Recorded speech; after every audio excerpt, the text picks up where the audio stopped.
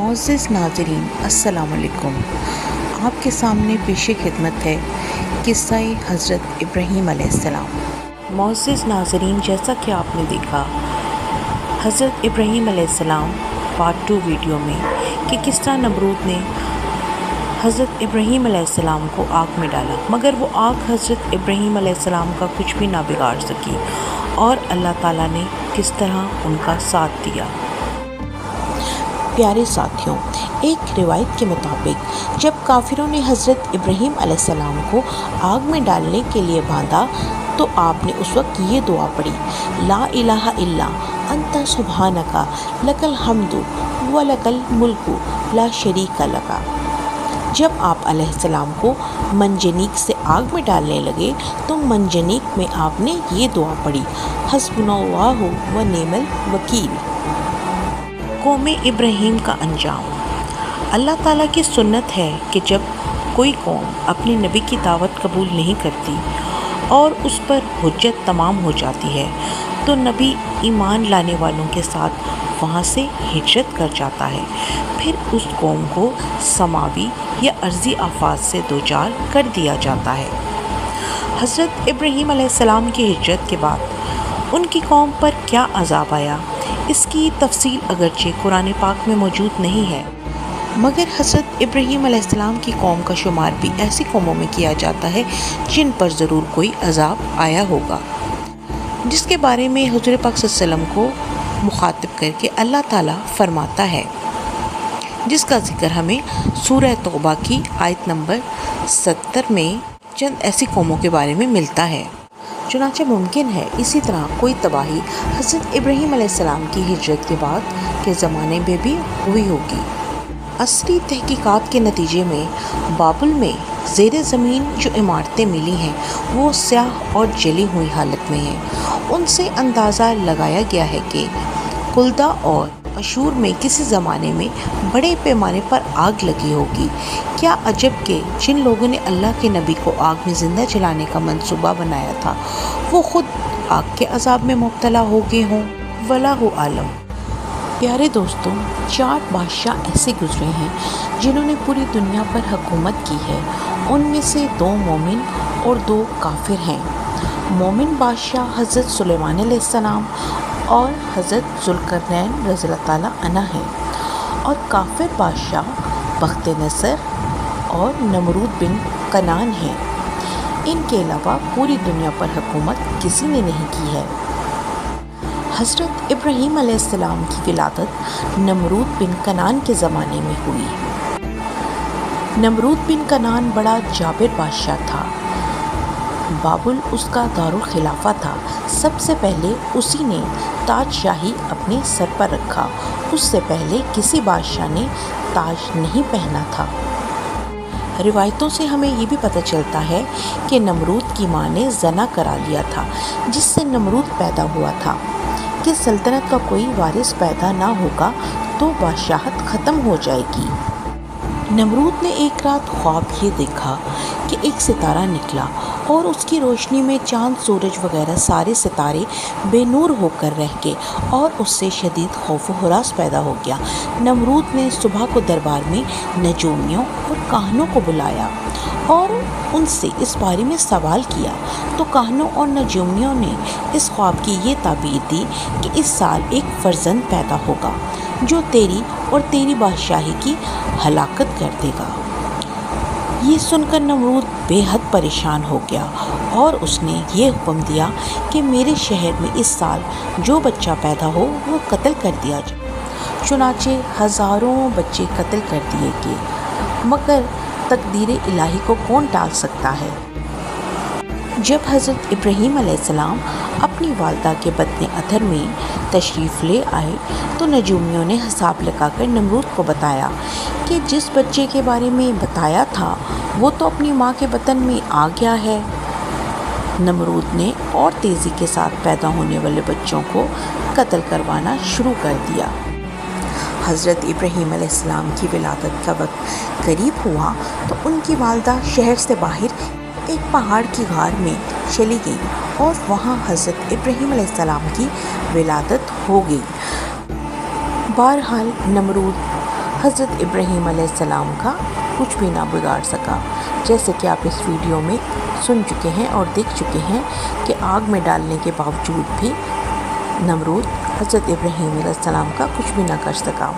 نمرود حضرت ابراہیم علیہ السلام سے کہنے لگا کہ میں تمہاری رب کا وہ لشکر دیکھنا چاہتا ہوں جس سے تم مجھے ڈراتے ہو، میں بھی اپنا لشکر جمع کرتا ہوں۔ چنانچہ نمرود 3 دن تک اپنا لشکر جمع کرتا رہا۔ اس نے اپنا بہت بڑا لشکر جمع کیا۔ حضرت ابراہیم علیہ السلام نے رب تعالیٰ سے دعا کی، اے رب اسے تو اپنا کمزور ترین لشکر دکھا دے۔ ایک بادل دکھائی دیا تو حضرت ابراہیم علیہ السلام فرمانے لگے کہ اس میں میرے رب کا لشکر ہے۔ اس بادل میں سے مچھر نکل کر پھیل گئے اور نمرود کے جتنے ساتھی اور ان کی سواریاں موجود تھیں ان کے گوشت کھانے لگے، یہاں تک کہ ان کی صرف ہڈیاں باقی رہ گئیں۔ نمرود دیکھتا رہ گیا اور کچھ بھی نہ کر سکا۔ ایک مچھر نمرود کی ناک کے ذریعے اس کے دماغ میں گھس گیا اور دن رات اس کا دماغ کھاتا رہتا اور نمرود کے سر پر جوتے مارے جاتے جس سے اسے آرام ملتا۔ بالآخر اسی سے اس کی ہلاکت ہو گئی۔ قوم کی ہدایت سے مایوس ہو کر حضرت ابراہیم علیہ السلام نے وطن سے ہجرت کرنے کا فیصلہ کیا۔ آپ کی یہ ہجرت کسی دنیاوی غرض کے لیے نہیں بلکہ حکم الہی کے تابع تھی۔ اس کا اظہار آپ علیہ السلام نے کچھ یوں فرمایا ہے، سورہ صافات میں ہے، میں اپنے رب کی طرف جاتا ہوں، وہی میری رہنمائی کرے گا۔ لہٰذا حضرت ابراہیم علیہ السلام نے شمال مغرب کی جانب سفر شروع کیا۔ اس سفر میں آپ کی بیوی سارہ اور بھتیجے لوط ساتھ تھے۔ ارشاد باری تعالیٰ ہے سورہ انبیاء میں، اور ہم اسے اور لوط کو بچا کر اس سرزمین کی طرف نکال لے گئے جس میں ہم نے دنیا والوں کے لیے برکتیں رکھی ہیں۔ قرآن کریم میں جس سرزمین کا ذکر ہوا ہے وہ فلسطین و شام ہے۔ کنعان کی طرف سفر کرتے ہوئے راستے میں ایک علاقہ حران کا پڑتا ہے۔ یہ قافلوں کی گزرگاہ تھی جہاں وہ کنعان سے آتے اور وہاں جاتے ہوئے ٹھہرتے۔ حضرت ابراہیم علیہ السلام نے وہاں چند دن قیام کیا۔ کنعان میں کچھ عرصہ قیام کرنے کے بعد حضرت ابراہیم علیہ السلام مصر تشریف لے گئے۔ قرآن سے اس سفر اور اس کے اسباب پر کچھ روشنی پڑتی ہے۔ پیارے ساتھیوں، جیسا کہ آپ کو ذکر کر دیا گیا ہے کہ آپ علیہ السلام نے فلسطین کا رخ کیا، راستے میں کچھ عرصہ حران میں قیام فرمایا، پھر فلسطین پہنچے، کچھ عرصے بعد فلسطین سے مصر تشریف لے گئے، پھر دوبارہ فلسطین آ کر قیام فرمایا۔ فلسطین کے راستے میں جب کچھ عرصہ حران قیام فرمایا تو وہاں آپ کے چچا ہاران نے اپنی بیٹی سارہ کا نکاح آپ علیہ السلام سے کر دیا۔ وہاں سے اپنی زوجہ کے ساتھ آپ فلسطین روانہ ہو گئے، کچھ عرصہ وہاں قیام فرمایا، پھر مصر تشریف لے گئے۔ اس وقت مصر میں عمالیق کے بادشاہوں میں سے ایک بادشاہ کی حکومت تھی۔ یہ بادشاہ بہت ظالم تھا۔ یہ خوبصورت عورتوں کو چھین کر ان کے شوہروں کو قتل کر دیتا تھا۔ جب حضرت ابراہیم علیہ السلام حضرت سارہ رضی اللہ تعالیٰ عنہ کے ساتھ مصر تشریف پہنچے تو ظالم بادشاہ تک اس کی اطلاع پہنچا دی گئی۔ بادشاہی مصر کو سپاہیوں نے اطلاع دی کہ ایک اجنبی آدمی یہاں آیا ہے، اس کی بیوی انتہائی حسین و جمیل ہے۔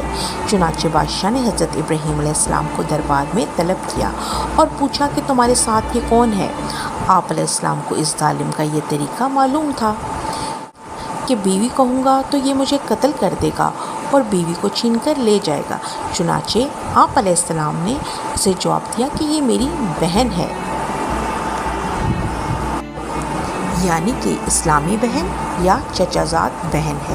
بادشاہ نے حضرت سارہ رضی اللہ تعالیٰ عنہ کو دربار میں بلایا تو پیش ہونے سے قبل ہی حضرت ابراہیم علیہ السلام نے حضرت سارہ رضی اللہ تعالیٰ عنہ کو اطلاع کر دی کہ بادشاہ کی نیت خراب ہے اور اس نے تیرے متعلق مجھ سے دریافت کیا ہے، تو میں نے اس سے کہا ہے کہ یہ میری بہن ہے اور تو جانتی ہے کہ روئے زمین پر ہم دونوں کے سوا کوئی مومن نہیں، یعنی تم ہی میری اسلامی بہن ہو۔ لہٰذا حضرت سارہ رضی اللہ تعالیٰ عنہ بادشاہ کے دربار میں حاضر ہو گئی۔ بادشاہ نے اپنی بری نظر ان پر ڈالی، مگر اللہ تعالیٰ نے ان کو بچا لیا۔ اس ظالم بادشاہ نے اپنے پاس درباریوں کو بلا کر کہا کہ تم کس کو میرے پاس لے آئے ہو؟ یہ انسان نہیں ہے، یہ تو کوئی جنی ہے۔ اس نے عزت و احترام کے ساتھ حضرت سارہ رضی اللہ تعالیٰ عنہ کو رخصت کیا اور خدمت گزاری کے لیے حضرت حاجرہ کو ساتھ کر دیا۔ حضرت سارہ رضی اللہ تعالیٰ عنہ جب واپس آئیں تو حضرت ابراہیم علیہ السلام نماز پڑھ رہے تھے۔ حضرت سارہ نے اپنے شوہر کو بتایا کہ اللہ تعالیٰ نے ظالم بادشاہ کے مکر و فریب سے مجھے نجات عطا فرمائی ہے اور اس بادشاہ نے خدمت کے لیے حاجرہ میرے سپرد کی ہے۔ حضرت سارہ رضی اللہ تعالیٰ عنہ نے حضرت ابراہیم علیہ السلام کی بارگاہ میں عرض کیا کہ آپ حضرت حاجرہ سے نکاح فرما لیں، ہو سکتا ہے ان کے بدن سے اولاد ہو جائے۔ چنانچہ حضرت ابراہیم علیہ السلام نے سیدہ حاجرہ سے نکاح فرما لیا، پھر اللہ تعالیٰ کی بارگاہ میں دعا کی، رب ہب لی من الصالحین، الہی مجھے لائق اولاد دے۔ اللہ تعالیٰ نے حضرت ابراہیم علیہ السلام کی دعا قبول فرمائی اور آپ کو ایک بیٹے کی بشارت دی۔ جب حضرت اسماعیل علیہ السلام کی پیدائش ہوئی تو اس وقت حضرت ابراہیم علیہ السلام کی عمر 86 سال تھی اور ان کی ولادت حضرت اسحاق علیہ السلام کی ولادت سے 13 سال پہلے ہوئی تھی۔ اس حساب سے حضرت اسحاق علیہ السلام کی ولادت کے وقت حضرت ابراہیم علیہ السلام کی عمر مبارک 99 سال تھی۔ حضرت سیدہ سارہ رضی اللہ تعالیٰ عنہ کو رشک پیدا ہوا اور انہوں نے حضرت ابراہیم علیہ السلام سے کہا کہ آپ حضرت حاجرہ رضی اللہ تعالیٰ عنہ کو ان کے بیٹے اسماعیل علیہ السلام کو میرے پاس سے جدا کر کے کہیں دور لے جائیے۔ اللہ تعالیٰ کی حکمت نے ایک سبق پیدا فرما دیا۔ چنانچہ آپ پر وحی نازل ہوئی کہ آپ حضرت حاجرہ رضی اللہ تعالیٰ عنہ اور اسماعیل علیہ السلام کو اس سرزمین میں چھوڑ آئیں جہاں پہ آب و گیا میدان اور خشک پہاڑوں کے سوا کچھ بھی نہیں ہے۔ چنانچہ حضرت ابراہیم علیہ السلام نے حضرت حاجرہ رضی اللہ تعالیٰ عنہ اور حضرت اسماعیل علیہ السلام کو ساتھ لے کر سفر فرمایا اور اس جگہ آئے جہاں کعبہ معظمہ ہے۔ پیارے ساتھیوں، اس وقت وہاں نہ کوئی آبادی تھی، نہ کوئی چشمہ تھا، نہ دور دور تک پانی یا آدمی کا کوئی نام و نشان تھا۔ ایک توشدان میں کچھ کھجوریں اور ایک مشک میں پانی حضرت ابراہیم علیہ السلام رکھ کر وہاں سے روانہ ہو گئے۔ حضرت حاجرہ رضی اللہ تعالیٰ عنہ نے آپ کو پکارا مگر آپ نے کوئی جواب نہ دیا۔ آخر میں حضرت حاجرہ رضی اللہ تعالیٰ عنہ نے سوال کیا کہ آپ اتنا فرما دیجئے کہ آپ نے اپنی مرضی سے ہمیں یہاں لا کر چھوڑا ہے یا اللہ تعالیٰ کے حکم سے آپ نے ایسا کیا ہے؟ تو آپ علیہ السلام نے فرمایا، اے حاجرہ، میں نے جو کچھ کیا ہے وہ اللہ تعالیٰ کے حکم سے کیا ہے۔ یہ سن کر حضرت حاجرہ رضی اللہ تعالیٰ عنہ نے کہا کہ اب آپ جائیے، مجھے یقین کامل ہے اور پورا اطمینان ہے کہ اللہ تعالیٰ مجھ کو اور میرے بیٹے کو ضائع نہیں کرے گا۔ اس کے بعد حضرت ابراہیم علیہ السلام نے ایک لمبی دعا مانگی جس کا یہ ترجمہ ہے، اور یاد کرو جب ابراہیم علیہ السلام نے عرض کی کہ اے میرے رب، اس شہر کو امان والا کر دے اور مجھے اور میرے بیٹوں کو بتوں کے پوجنے سے بچا۔ اے میرے رب، بے شک بتوں نے بہت لوگ بہکا دیے، تو جس نے میرا ساتھ دیا وہ تو میرا ہے، اور جس نے میرا کہا نہ مانا تو بے شک تو بخشنے والا مہربان ہے۔ سورہ ابراہیم۔ اور دعا آپ نے یہ فرمائی، اے میرے رب، میں نے اپنی کچھ اولاد ایک نالے یعنی کہ وادی میں بسائی جس میں کھیتی نہیں ہوتی، تیری حرمت والے گھر کے پاس، اے ہمارے رب، اس لیے کہ وہ نماز قائم رکھیں، تو لوگوں کے کچھ دل ان کی طرف مائل کر دے اور انہیں کچھ پھل کھانے کو دے، شاید وہ احسان مانگے۔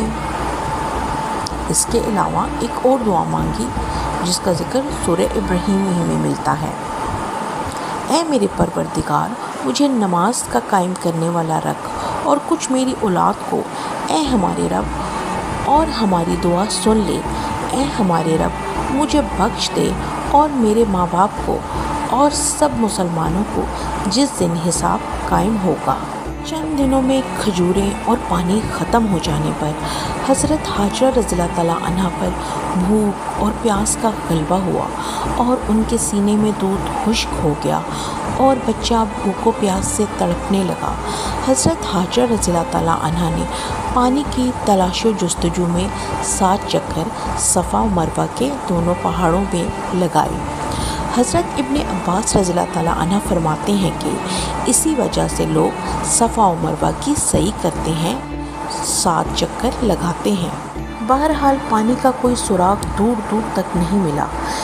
ادھر حضرت اسماعیل علیہ السلام پیاس کی شدت سے ایڑیاں رگڑ رگڑ کر رو رہے تھے، یہاں تک کہ فرشتے حضرت جبرائیل علیہ السلام کے پر مارنے سے یا حضرت اسماعیل علیہ السلام کے قدم مبارک سے اس خوش زمین میں ایک چشمہ زمزم نمودار ہوا۔